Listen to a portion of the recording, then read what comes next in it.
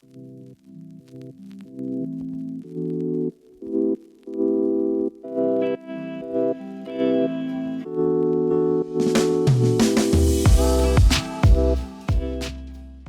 talking about community, right? Talking about community, I do want to end off our time talking about rejection, right? And so, and I know probably we've either experienced it ourselves or we've seen it, right? We've witnessed it. And so, have you dealt with rejection, and how did you deal with it?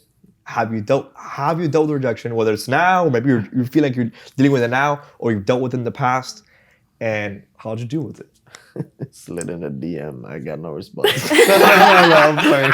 I'm kidding. Thank God, Steph responded now. Praise God. Well, personally, in 8th grade, I had this friend group. Okay. And It's always that friend group. So it's a friend group 8th grade. Guys, this is Eighth free Christ for bread. Yes, this is free Oh, okay, Christ. BC. BC. And I had this friend group, and we were close. We were good friends. There was nothing wrong. But then once it was the last day of 8th grade, they all went to different high schools. Like we all completely, all of us completely. And I stayed at our school. I was the only one that stayed, right? And so, I mean, they all ghosted me. I kept trying to reach out. I was like, hey, like, can I go over to your house? Like, let's hang out. Goners. Like all 8 of them, just like, I was like, oh, okay. And obviously at the time, I mean, I was super sad. Like that whole summer, I no longer had friends. Like I had no one to hang out with. I didn't know. I fully thought it was something I did. Like I was so confused. I was trying to like retrace my steps. I was like, where did I miss? Like where did I mess up? Like where? Like what happened? Right? And now I totally realize that they were not meant to be in my life anymore. Like they were just not. Like those people, I wish them the best, but I feel like if they were still in my life, like I'd be put in a lot of positions that I wouldn't want to be in because of their lifestyle choices. But so that's not who I am anymore. And at the time I didn't understand that, but now I'm so thankful that he took them out of my life because they weren't meant to be there anymore. So it hurt in the moment, but as time went on, it gets easier and you start to understand why God is doing what he's doing, so. Yeah, sometimes you, like for me, and I face a lot of rejection in my team.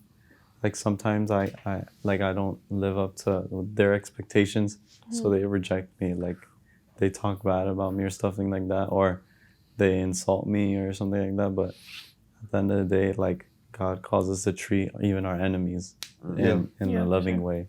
So in those scenarios, I try to deal with it as like just taking it, like one of my club coaches, he has this motto where it's like, so for the parents that are mad, like if their kid didn't play one tournament, they're like, okay, you're gonna talk to me a full day after that's happened, because sometimes it takes us like a moment to reset, because if we don't reset, we're either gonna lash out or say something, and then after we're gonna be like, damn, like why'd I say that? Like so sometimes we have to deal with rejection in a way like with patience and just to love on others. Yeah, a way I had like a situation with rejection. I just started my brand new like in-person school, fresh out of homeschool. I didn't know anyone at all. And then I joined the school and it was like maybe my first day. I made a pretty decent sized friend group. There was maybe like 7 people. Dang. And we were friends for maybe... More friends than me. More friends. What can I say? I'm popular, guys. I only have like 3. Lewis and Alex and Chris. And then... That's counting Gabe. we were a good group for like maybe a month or 2. Then spring break hit. I went on I didn't want to say trip, but like we all went to Frost Science Museum together. I love that place. And for real. I love it. It's one of my favorite places. And I brought maybe like 4 or 5 friends. The next day I get a text from the group chat saying like, oh, we don't want to be your friend anymore. This is not like, we don't want to talk to you. Don't talk to us in hallways. Don't talk to us in class. And I'm like, what? Damn. I'm just, what did I do? And I'm like, thinking it's a joke. I'm like, but what did I do? And they're like, oh, April Fool's late. I was like, it's March. Wait, it's the wrong month. And I was thinking as a joke. I'm like, what happened? Like, this is not. And like, some of those girls weren't the best. Like, they would smoke, they would drink. And like, I never got myself into that stuff. Because I know like, keep it at arm's length, whatever. But like, I was a new girl. I wanted friends. So I would like hang out with them, whatever. And it was this one girl in particular that kept like try to like keep me out of these things and whatever. And then eventually I stopped talking to them. I made a new friend group like a couple weeks later, and the girl who always had an issue with me, she left the school, and now most of the girls who stayed back, like I'm still friends with them to this day. And I actually feel bad for the other girl because she left the school. She had issues with everyone. And now, you know, I have all my friends here, and I brought that whole entire friend group to church. So, you know, poor girl, but it worked out for me. She was this close. Yeah, I was like, sorry, girl. Yeah. Now, you know, I'm glad you mentioned that because that was actually my next question. Like, when it comes to like, okay, yeah, we face rejection, but I know that sometimes we're like, man, I gotta cut somebody off in my life, right? Like, I gotta, like, it's almost like inverse. Now, you almost are like rejecting them, quote unquote, but you're not really. To the people that like, hey, we can't hang out during this time. I can't hang out with you in this way. You know, one of the kids would be like, so you're not causing rejection, but you just can't vibe with them. You can't be with them. My question for y'all is like, how do you do that in a proper, godly, loving way? Like, how do y'all do that? If you have, you know what I'm saying? I think rejection, like, bro, like, one thing I've learned, like, even for me, like, aside from friends, obviously we get rejected by friends and stuff. Like, I even remember, like, applying for a job one time. Oof. And like, I was like going in for it. I wanted it so bad. Yeah. And some other guy got the job. And I remember thinking like, dog, I am a horrible person. Like, literally, guys, I remember calling Leslie. You know who Leslie is. Yeah. My boy, or a close friend of mine. And I remember called them, and I was so angry, dog. And I don't get angry like that. And I was just angry, and I'm like, am I not good enough? And I was legit like doubting myself crazy and my identity. And I remember he told me something so powerful, bro. He said, rejection is just redirection. Meaning like, if you're getting rejected, that's just a redirection to something. Yeah. Like, I love that. You know what I'm saying? Like, yes. like if you didn't get to that school, it's because that school is not for you. But that other school that you were not even thinking about, that's for, like, that closed door is for you to be like, dang, the door's closed. Let me go check if the other ones, you know, like, it's redirection. And even like right now, we're talking about friends. Like, there's friends who cut us off. Guess what? I found new friends. It was redirection, right? And for me, like, I kind of learned how to kind of accept rejection, like to accept it. You know what I'm saying? Like, kind of to be like, okay, if this is a closed door, right? If this is a friend that got cut off, if this was something that did not work out, it wasn't for me. It wasn't for me. A lot of times we think that God only speaks by saying yes. No, even a no is from God. Yes. Even a closed door is from God. So for me, like, I remember being in high school and people were the same thing. I would have to cut off, they would have to cut me off.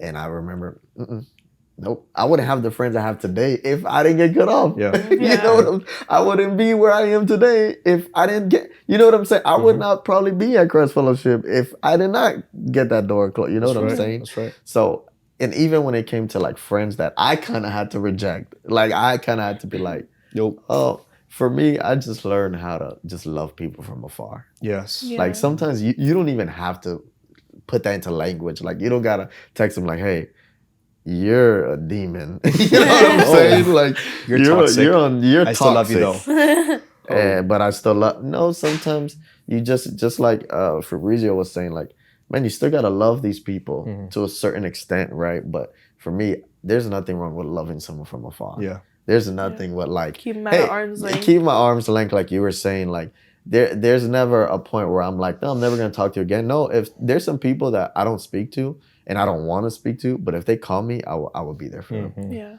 I'm loving them from afar. You know what I'm saying? Yeah. So I would say that. Yeah, I feel like what he said, like I find myself with that with like friends. Like I find myself being rejected. I'm still waiting for the new friends, you know, but I'm your friend. Yeah. Let's be friends. Yeah, I'm your friend. We're all friends here. Besties. But Friendship. oh, okay. But I forgot what I was saying. Redirection. Your fault. Oh yeah, okay. Oh yo, that Oh wow, I didn't. It was actually I just that. thought like redirecting. I'm like, yo, gave his Intellectual. Okay, so I was gonna talk about like sometimes God puts us through that rejection, like pushing us away from those people because those people are gonna lead us down the wrong path. Like I feel like if I was still friends with a lot of people I was with before, I would have also like been led to a lot of things they struggle with, like drugs, stuff like that, partying, like sexual temptation, stuff like that, which are all things that like people like our age also struggle with. But as believers, we're called to do better. Like obviously we're not gonna be perfect. Like it's not like, oh, one day we're just gonna stop. But like sometimes you gotta be like disciplined. You gotta slowly like stop. That's right. To close off our time. Oh, you want to say it? I saw your hands up. No. Oh, okay, got it. I can say something. Oh, yeah. Sorry. Oh, She go, wants go, to no, say no, no, something. go, I go, just go. have the perfect answer for this because I did do exactly that. I had to text this one girl last year and I had to tell her straight up. I was like, hey, I don't think it's beneficial for us to be in each other's lives anymore as close as we were because she just like was low-key like hurting me. Like I was like, I don't think like this is beneficial for any of us. Like obviously if you're making me feel like this, I'm not gonna make you feel any like better. Like there's nothing I can do. Like when I feel like that, I mean like what am I supposed to Do. I can't be like, yay, thank you. And I'm like crying. I'm like, okay, no. So I don't know. Like, I I want more had of to that. yeah, like just I don't. give me some more. I kind of like how she went like this because like, oh, I'm gonna pray for you, but like no. No, but yeah, I had to text her and she didn't get it at the time. Like she didn't understand, but we talk here and there now. So I just, at the time, like if someone's in serve purpose in your life, like it's okay to let them know. So it's not like you're ghosting them. Like it's not like I just completely dropped her, but it was like, I'm letting you know that like, You pushed her back a little. yeah. Like I love you from afar because just wasn't right for the specific time. But now we have classes together and we talk. So. Yeah. That's good. I want to close off with a story. I think I mentioned it. Story time. I think I mentioned it in a teaching one time. But I remember so vividly. It's one of the key moments of my life. I feel like God taught me through this person. It was my coach for my water polo team. And you remember the story? You remember the story? Bro. I think you remember the story. But I mean, if you cut this in half, that was literally, I was super skinny, like super skinny. But I remember that in my senior year, I was honored to be the captain, and man, it was really me and the goalie who was like, really we were carrying the team low key, right? And so but we were legit. I'm humble. We were legit carrying the team, but. I remember this game was our last game of the season, right? It was our last game of the season, and we needed one more goal to win. And I still remember, like, man, I'm heated because there's some missed plays and people aren't swimming as fast as they could, and I'm looking out for my team and all that good stuff. And I'm like, dang, y'all, like whatever. And I can tell that everybody in my team, including my coach, saw that I was hot, right? And of course, we want to win. We want to get into the playoffs. That we need to win that game to get into the playoffs. And I remember that my coach benched me. I throughout that whole entire season, I played every game, almost every minute. There was one time I didn't play because I cramped up. That's it. Every other game, I played the full game. The last game of the season, playoff time, we wanted to get into the playoffs. So it was like the play-in tournament, right, for NBA. We needed to win this game to get to the playoffs. She benches me. Bro, I felt super rejected at that moment. I felt like, bro, my coach hated me. Like, she really didn't like me. Mind you, throughout this whole entire time, she'd been playing me, right? We had time for 2 plays. She benched me for 1 play. Our team, we were on defense. We made a stop. She called the timeout. Boom. And I remember I'm in the sideline, and I'm literally splashing the pool. I'm angry. I'm hot. I'm rejected. I felt like I was rejected by my coach. We huddle up. She calls me over because I'm already isolated from my team. Like, I'm walking away from my team, right? He's like, she calls me over. No more playoffs. She goes, Gabe, you're in. And I remember before I went in, I said, Coach, why did you bench me? And she told me this. She said, I benched you because it wasn't the right time for you to go in. And I said, why? She said, I know you were emotional. I know you weren't swimming right. I knew you were angry, but it wasn't the right time for you to play. We went in. I remember my goalie made a stop. We walked in. He slingshots at me. And I was in my fast break, and we made the goal and went to the playoffs. And at that very moment, I started to think to myself, and although I felt I was rejected, my coach reminded me that she wasn't rejecting me, but she was redirecting me. Mm-hmm. And I think that a lot of times when it comes to our sin, when it comes to peer pressure, worry, we talked about these things, right? Sometimes we feel like we're rejected by God, right? God, why are you doing this to me? Why are you not with me? Why am I struggling with these things? Why am I failing in school? But God is not rejecting you. God just wants to redirect you, right? He's probably subbing you in for a little bit. He's allowing for you. We talked about Job. You talked about Job earlier. He's allowing for these things to happen to you so you can be like, God, I need you right now in my life, right? And so more than anybody, we talk about friendships, we talk about family. I think that we as children of God must understand that, man, God is not one who rejects, right? He is with his children. His Heavenly Father loves his children. You know what's so crazy too? Like, bro, I was thinking this the other day because, you know, last week I had strep throat. Yes. I don't know if you guys know what that is, but it's like swallowing glass. It is horrible. Disgusting. But man, I had strep throat. I had fever. My head was throbbing. Like, I was in bed and I was... Bro, there was one night I literally went to sleep at 10 a.m. Like, I was like, I felt like I was being tormented, dog. And I remember my wife, she was keeping her distance because I'm like, I do not want to get you like this. Shout out to her. She doesn't care. She's like, no, I'm going to take care of you. Which I love it. Yeah. I'm like, girl. But I remember I was telling her the day after when I was up till 10 a.m. I was like, bro, I was in so much pain. My throat, my head, my body. And I remember she said, well, imagine how Jesus felt. Yeah. Bro. When she said that, bro, I literally started, like, I'm about to cry right now, bro. And like, when I think of like rejection, bro, imagine how Jesus felt.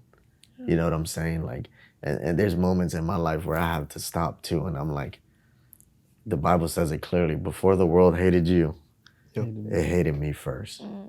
And there's moments like, I wouldn't just encourage anybody listening, like, we're gonna face all these things. Oh, 100%. Like everything, peer pressure, rejection, worry, doubt, loneliness, depression, anxiety. Like, we're gonna feel all of these things, but we have a high priest who can sympathize with us. That's right. Like, God like, imagine how Jesus felt.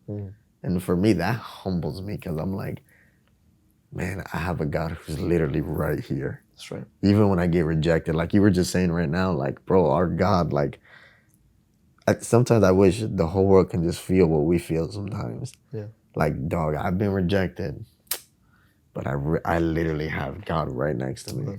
You know what I'm saying? Like, in that moment. So I really would encourage every student listening right now, like, bro, before the world hated you, dog, the world hated Jesus first.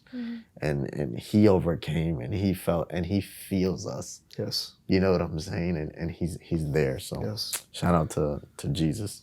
Amen. Shout out to my boy. To Jesus. Shout out to Jesus. Amen. You were gonna say something. Oh yeah, I was gonna say, like, I don't know why, but that like rejection and like what you said and kind of what he said, it reminds me of like when a team loses and they like, but it would say like it was like the playoffs, like it was their last game, like they soak in like the defeat, like they're devastated. Yeah. Like he said, like sometimes I feel like in those scenarios, I wish that they knew how Jesus felt about them. Yeah. How like this was just a redirection for them. Yeah. So sometimes you just feel like to others who don't know Jesus, who like they curse you. Like a big thing for me is like people like in my team, like when they go against me or when they say things, I'm like one of my past teammates, like I was trying to talk to him about God and he's like, oh, but like I wiped my butt with your God. Like, so it hurt me. It was like he doesn't know, like he doesn't understand it. Like it's kind of how Jesus said, like, forgive them, Lord, for they don't know what they're doing. Yeah. So in those scenarios, I just pray, like, and I just feel like I wish they felt what I felt like I wish they could like understand everything that God did for me and how I could affect them too. That's right. Yeah. The beautiful. Oh yeah, yeah.